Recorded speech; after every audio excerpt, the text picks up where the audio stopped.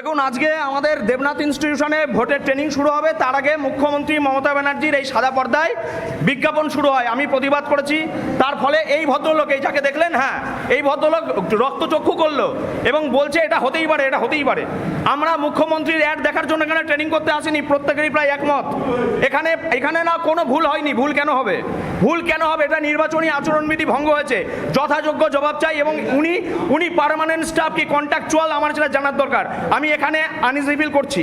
যে কোনো মুহূর্তে আমাদের বাইরে বেরোনোর পরও আক্রমণ হতে পারে। এরা সব এদের সঙ্গে যোগসাজশ রয়েছে। এর একটা বিহিত হওয়া প্রয়োজন। আমি ভিডিও করলাম। এই যে দেখুন, এখানে আইডি প্রুফ দেখতে চাইছি, উনি দেখাতে পারছে না। আইডি প্রুফ ছাড়া আমরা কাউকে অ্যালাউ করবো না। এই যে এই ভদ্রলোক এবং যারা দায়িত্বে আছে তাদেরকেও বলেছি, তারা চুপ করে আছে, কোনো কথার উত্তর দিচ্ছে না। আইডি প্রুফ না দেখালে আজকে ট্রেনিং শুরু হবে না। যা হওয়ার হবে, আমরা নির্বাচন কর্মী যারা তারা বুঝে নেব। এই ভদ্রলোক আমাদের রীতিমতো শাসিয়েছে। কেন আমরা মমতা ব্যানার্জির অ্যাড বন্ধ করতে বলেছি? এই ভদ্রলোক দেখে রাখুন, আইডি প্রুফ দেখাতে পারছে না। এ কে? পার্টির ক্যাডার নাকি? আমাদের এটা জানতে হবে। সংগ্রাম চলবে। রক্তাক্ত ভোটকর্মী আমাদের সৈকত চ্যাটার্জি রক্তাক্ত। আমরা তার মুখ থেকে এবার শুনে নেব যে কি হয়েছে। আপনারা দেখতেই পাচ্ছেন, আমরা এখন উপস্থিত রয়েছি রানাঘাট দেবনাথ হাই স্কুলে। সেখানে আমাদের ভোটকর্মী সৈকত চ্যাটার্জি রক্তাক্ত অবস্থায়। তার সঙ্গে কি হয়েছে আমরা জেনে নেব এক এক করে। সৈকতদা, কি হয়েছে তুমি বিস্তারিত বলো। রানাঘাটে দেবনাথ ইনস্টিটিউশনে আমি আমি ট্রেনিং করতে এসেছি। ট্রেনিং শুরুর আগেই এখানে সাদা পর্দায় মমতা ব্যানার্জির অ্যাড দেখাচ্ছে দীঘার মন্দির নিয়ে। আমি অবজেকশন করেছি। আরো আমার অনেক দাদারা ছিলেন, এই যে এই দাদাও অবজেকশন করেছে, আরো অনেক দাদা এখানে ছিলেন, তারা অবজেকশন করেছে। আমরা বলেছি যে এটা নির্বাচনী বিধিভঙ্গ হচ্ছে, নির্বাচনী বিধিভঙ্গ হচ্ছে। আমি আই কার্ড দেখতে চেয়েছি, এটাই আমার অপরাধ। বিডিও অফিসের বিডিওর সামনে একজন কর্মচারী আমার কানে কানে এসে বলে গেল, তুই বাইরে বেরোলে না, বেশি বেশি করিস না, মার্ডার হয়ে যাবি, তোর কিন্তু মার্ডার হওয়ার সময় হয়ে গেছে। হ্যাঁ, আমি জানি আপনাদের গায়ের জ্বালা। আমি আপনাদের জন্যই 365 দিন লড়াইটা আমরা করছি, আপনাদের জন্যই। এই বিডিও অফিসের কর্মচারীদের জন্য আমি 11 দিন অনশন করেছিলাম। তাই আজকে আমাকে রক্তাক্ত করা হলো। বিডিওর নেতৃত্বে বিডিওর কর্মচারীরা, এই ঘরে যারা দায়িত্বে ছিল, তারা হাত তুলে দিল, তারা কিছু জানে না। উল্টে আমাকে কিল, চর, ঘুষি, যেমন খুশি তাই করলো। আমাকে মেরে ফাটিয়ে ফেলা হয়েছে। দেখুন, এই যদি অবস্থা হয়, রাজ্যে ইলেকশনের দরকার নেই। আমরা বলছি ভোট বন্ধ হোক, এই ভোট নামের প্রহসন বন্ধ হোক, রাজ্যে রাষ্ট্রপতি শাসন জারি হোক। না হলে আমাদের মতো ভোটকর্মীরা, সাধারণ ভোটাররা মরে যাবে। আপনারা দেখতেই পাচ্ছেন যে আমাদের এই সৈকতদা আজ রক্তাক্ত। কারণ হলো ভোটের ট্রেনিং এর নামে এখানে মুখ্যমন্ত্রী মমতা ব্যানার্জির বিভিন্ন প্রচার চলছিল, তার প্রতিবাদ করায় তার গায়ে হাত তোলা হয়েছে। তাকে হুমকি দেওয়া হয়েছে, সে মার্ডার হয়ে যাবে। আমার অপরাধ, আমি আই কার্ড দেখতে চেয়েছি। আমি বলেছি আপনাদের জন্য আমি 11 দিন অনশনে ছিলাম। দর্শক শুনলেন এই ঘটনা রানাঘাটে। এক ভোটকর্মী সৈকত চ্যাটার্জির নাম, যেটা জানতে পারলাম, তো তিনি প্রতিবাদ করেছিলেন যে আমরা ট্রেনিংয়ে এসছি, কিন্তু যে পর্দাটা লাগানো হয়েছে এখানে মমতা ব্যানার্জির বিজ্ঞাপন কেন চলছে? এই যে পর্দা, এখানে মমতা ব্যানার্জির বিজ্ঞাপন কেন চলছে? উনি দীঘাতে কি মন্দির করেছেন না করেছেন ওই সব কেন চলছে? এমনিতেই এখন এমসিসি লাগু আছে, মডেল কোড অফ কন্ডাক্ট, নির্বাচনী আচরণ বিধি লাগু আছে। তো সেখানে কেন এইসব আমরা দেখব? মমতা ব্যানার্জি কথায় কী করেছেন না করেছেন সেটা কেন আমরা দেখব? তো উনি প্রতিবাদ করেছিলেন। তো তখন নাকি এই লোক, ভদ্রলোক বলা হচ্ছে, জানি না কতটা ভদ্র, এর যা বডি ল্যাঙ্গুয়েজ, যা চালচলন, চোখ মুখের যা দেখছি, আর কি চেবাচ্ছেন, গুটকা নাকি চেবাচ্ছেন কে জানে। এখানে তো সব পাউচ খাওয়া, গুটকার পয়সা দেওয়া, এসব তো হয়তো শুনেছেন, তো টিএমসির নেতারা এসব বলেছেন। মুখে কি জাবর কাটছেন, যেমন সব জাবর কাটে আর কি অনেকে, তো সেই জাবর কাটছেন ওই ব্যক্তি, তো তার নাকি কোনো আইডেন্টিটি নেই, আইডেন্টিটি দেখার চেষ্টা হচ্ছে। দেখুন, ভোটকর্মী মানে একটা যথেষ্টই কিন্তু ব্যাপার আছে। ভোটকর্মীরা তাদের যথেষ্টই গুরুত্বপূর্ণ, তাদের একটা আলাদা আইডেন্টিটি, পরিচিতি আছে। তারা ট্রেনিং নিতে এসছেন, কারো বিরুদ্ধে কোনো প্রশ্ন তৈরি হলে তার আইডেন্টিটি দেখার অধিকার অবশ্যই তাদের আছে। আর এই ব্যক্তি কি এমন ব্যক্তি যিনি তার আইডেন্টিটি দেখাতে পারছেন না? কেন দেখাতে পারবেন না? উনি কী জন্য এখানে এসছেন, কিসের স্টাফ, ওনার কী রোল, কী ভূমিকা, এটা বলতে কেন মুখটা লুকিয়েই বা নিচ্ছেন? কেন বলতে মানে কেন এত সমস্যা যে হ্যাঁ আমি এই দায়িত্বে আছি? তো বলতে সমস্যা কথা, কেন লুকিয়ে পড়ছেন? কেন মুখটা লুকিয়ে দিচ্ছেন? কেন বা চোখ রাঙাচ্ছেন? কেন বা হুমকি দিচ্ছেন? কিসের হুমকি বলুন? ওখানে কেন এরকম করবে, কেন এরকম হলো তার উত্তর দেবেন। আর বাইরে বেরোলে মারবো। তো তারপরে দেখলাম তো মারধর তো হয়েছে। মারধরের ভিডিওটা আর এখানে দেখতে পাচ্ছি না, মারধরের হয়েছে।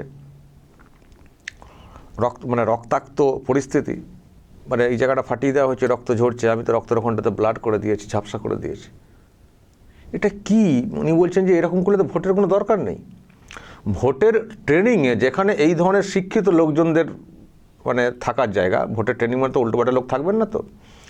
তো সেখানে যদি এই রকম মারধর হয়, সেখানে যদি এই রকম রক্তারক্তির মতো ঘটনা ঘটে যায়, তাহলে ভোটের দিনে কি হবে? ভোট কর্মী যারা কাজ করতে যাবেন, ভোট গ্রহণ করতে যাবেন, তাহলে তাদের সঙ্গে কি ব্যবহার করা হবে? আর এই বিডি অফিসের অন্দরে এইসব কারা ঢুকে বসে রয়েছেন, যারা এই ধরনের মানে খুনি, মানে মার্ডারার টাইপের? কারা এরা? একটা মানে প্রশাসনিক দপ্তর, একটা মানে প্রশাসনিক ভবন। আর এই তো হচ্ছে নির্বাচন কমিশন। বলা হয় না নির্বাচন কমিশন সব করছে, এই তো নির্বাচন কমিশন করছে। নির্বাচন কমিশনের হয়ে কারা কাজ করছেন সেটা দেখতে হবে তো। শুধু ওই বড় বড় করে বলতে শোনা যায় নির্বাচন কমিশনের দায়িত্ব, নির্বাচন কমিশন এই করেছে, নির্বাচন কমিশন ভোটের নাম বাদ দিয়ে দিয়েছে। কিন্তু এখানে কি দেখা যাচ্ছে? নির্বাচন কমিশনের আন্ডারে যারা কাজ করছেন কমিশনের লোক হিসেবে, তারাই তাদের নিজেদের পরিচিতি, তাদের আইডেন্টিটি দিতে পারছেন না। ভোট কর্মীরা প্রশ্ন তুললে তাকে মারধর করছেন। এই তো নির্বাচন কমিশনের কর্মী। আমি যেটা বারবার বলে আসছি, ওই দেখতে শুনতে জাতীয় নির্বাচন কমিশন, কিন্তু কাজটা করাতে হয় রাজ্য সরকারের যারা কর্মচারী তাদেরকে দিয়ে। আর এখানকার সরকার আবার এমন কর্মচারী সাপ্লাই করে যারা সরকারি কর্মচারী নন। এরকমও অনেক মানে উদাহরণ এসছে, অনেক উদাহরণ এসছে। বা অস্থায়ী কর্মচারী যাদেরকে ভোটের কাজে লাগানো যায় না, তাদেরকেও দিয়ে দেওয়া হয়েছে তালিকাতে। যখনই লিস্ট চেয়ে পাঠানো হচ্ছে যে লোক লাগবে, তখন তাদেরকে পাঠানো হয়েছে। তো এই তো ব্যাপার। তা নিজেরা এইরকম গণ্ডগোল করছেন আর কমিশনের ওপরে দোষ চাপাচ্ছেন। এই যে এত নামটাম বাদ গেছে, কাদের জন্য বাদ গেছে? জ্ঞানেশ কুমার ওখান থেকে বাদ দিয়েছেন, নাকি যারা দায়িত্বে ছিলেন তাদের একটা অংশ শাসকের অঙ্গুলি হেলনের কাজটা করেছে, যার জন্য আজকে মানুষ রাস্তায় বসে যাচ্ছেন নাম বাদ হয়ে যাওয়ার কারণে? জেনুইন ভোটার হওয়া সত্ত্বেও আমরা সেটাও বিশ্বাস করি। অনেক যেমন অবৈধ ভোটারের নাম বাদ গেছে, তেমনি অনেক বৈধ ভোটারের নাম বাদ যাচ্ছে শুধুমাত্র এদের শয়তানির জন্যে। নিজেরা এইরকম করবেন, পলিটিক্যাল ইস্যু ক্রিয়েট করার চেষ্টা করবেন, তার জন্য মানুষকে ভোগাবেন, ভোগান্তির শিকার হতে হবে মানুষকে, আর দায়টা চাপিয়ে দেবেন কমিশনের ওপরে।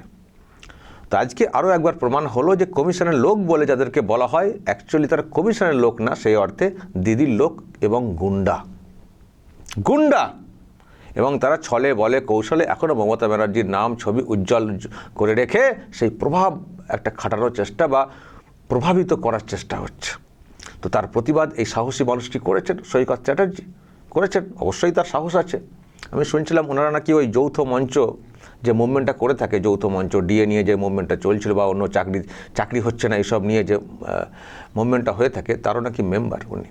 ফলে টার্গেটটা অনেক দিন ধরেই হয়তো উনি হয়ে রয়েছেন, যেহেতু যৌথ মঞ্চের লোক। যৌথ মঞ্চের মানি তো শাসকের মাথা ব্যথা। যৌথ মঞ্চের যারা আছেন তারা তো অনেক সময় অনেক প্রতিবাদ করেছেন, ফলে মাথা ব্যথা টার্গেট হয়তো অনেক দিন ধরেই ছিল। আবার এখানে মমতা ব্যানার্জি ছবি দেখানো হচ্ছে, বিজ্ঞাপন চলছে, ওনার সাফল্য তুলে ধরার যে বিষয়টা সেই সব চলছে একটা মনে ছাপ ফেলার জন্য। যখন উনি দেখতে পেয়ে এটা প্রতিবাদ করেছেন যে এটা কেন করছেন, আমরা তো এটা দেখতে আসিনি, ব্যাস ঘুরিয়ে ধরিয়ে দেওয়া হয়েছে।